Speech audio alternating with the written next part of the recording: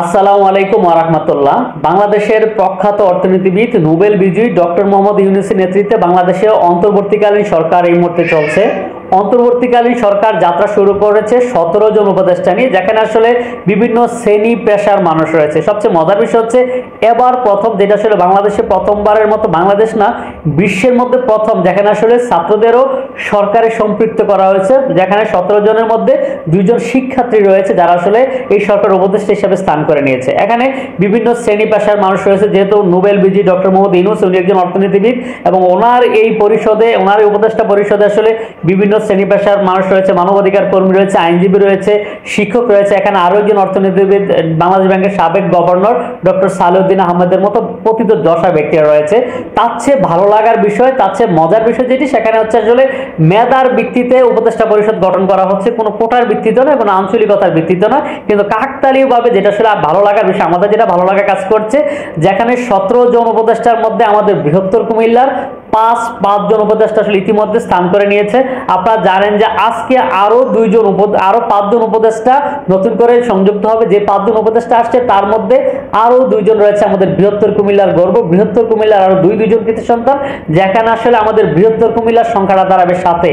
আমি আসলে যেই কথাটা আরো কয়েকটা ভিডিওতে বলেছিলাম এবং অনেক আগের থেকে বলে আসছি, যখন বাংলাদেশে মেধার মূল্যায়ন করা হবে, যেখানে কোটা থাকবে না, যেখানে সিস্টেমটাই চেঞ্জ হবে, সেখানে আসলে কুমিল্লার মানুষই স্থান করে নেবে। কারণ আপনারা জানেন যে বাংলাদেশে যখন মেধার জয় জয়কার ছিল তখন কুমিল্লাবাসীর জয় জয়কার। এখন যখন বাংলাদেশে মেধার ভিত্তিতে সরকার গঠন করা হচ্ছে, মেধার ভিত্তিতে যখন উপদেষ্টা পরিষদ হচ্ছে, অলরেডি 5 জন বৃহত্তর কুমিল্লার কৃতি সন্তান স্থান করে নিয়েছে। এখন আরো যে 5 জন আসছে তার মধ্যে 2 জন কৃতি সন্তান কিন্তু আমাদের বৃহত্তর কুমিল্লার, বিশেষ করে ওয়াহিদুদ্দিন মাহমুদ, যিনি একজন প্রখ্যাত অর্থনীতিবিদ এবং বাংলাদেশের তত্ত্বাবধায়ক সরকারের সময় উনি উপদেষ্টা ছিলেন, যেটা হচ্ছে 1996 সালের 12 জুন যে দায়িত্ব গ্রহণ করেছিলেন ওয়াহিদুদ্দিন মাহমুদ, উনি তখনকার সময় দায়িত্ব নিয়েছিলেন। এবং ওয়াহিদুদ্দিন মাহমুদের বাড়ি হচ্ছে বৃহত্তর কুমিল্লার ব্রাহ্মণবাড়িয়া জেলা, এবং ব্রাহ্মণবাড়িয়া জেলার অন্যতম সরকারি উচ্চ বিদ্যালয়ের উনি ছাত্র ছিলেন। এবং আপনারা জানেন যে আরেকজন আমরা যেখানে আসলে বর্তমান যে উপদেষ্টা মন্ডলী আছে এখানে জায়গা করে নিচ্ছেন, যে আমাদের কুমিল্লার গর্ব, যেখানে হচ্ছে আলী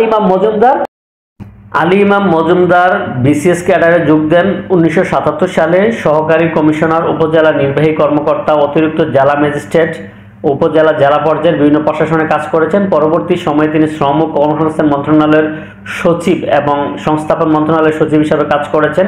বর্ষিয়ান ও অভিজ্ঞ এই আমলার প্রধানমন্ত্রী কার্যালয়ের মুখ্য সচিব ও পরিকল্পনা কমিশনের সদস্য হিসেবে দায়িত্ব পালন করেছেন। 2006 থেকে 2008 সাল পর্যন্ত সময় তিনি ছিলেন মন্ত্রী পরিষদ সচিব।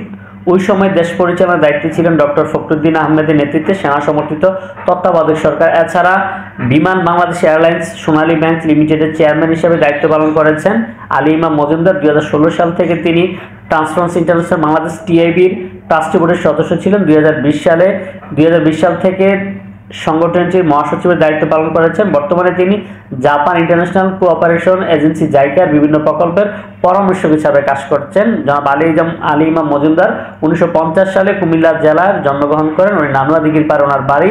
চট্টগ্রাম বিশ্ববিদ্যালয়ে গণিত বিষয়ে উনি 1969 সালে স্নাতক এবং 1973 সালে উনি স্নাতকোত্তর ডিগ্রি লাভ করেন।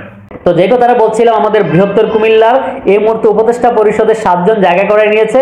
আমরা প্রত্যাশা করব তাদের হাত ধরে একটি অহিংস বাংলাদেশ, প্রতিহিংসা মুক্ত বাংলাদেশ যেখানে গঠন হবে এবং সুন্দর বাংলাদেশের প্রত্যাশা করছি। এবং আমাদের কুমিল্লা অঞ্চলের মানুষের কিছু দাবি, কিছু প্রত্যাশা আছে যেগুলো আসলে হিংসার কারণে এখনো বাস্তবায়ন হয়নি। অহিংস এবং প্রতিহিংসা মুক্ত সরকারের মাধ্যমে বৃহত্তর কুমিল্লা সেই দাবিগুলো পূরণ হবে, এই প্রত্যাশা আজকের মতো বিদায় নিচ্ছি।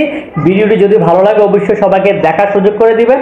প্রবাস এবং দেশ থেকে যে যেখান থেকে দেখছেন সবার সুস্বাস্থ্য কামনা করে আজকের মতো বিদায় নিচ্ছি। কথা অন্যদিন অন্য একটা ভিডিওতে। ভালো থাকবেন সবাই। আসসালামু আলাইকুম ওয়া রাহমাতুল্লাহ।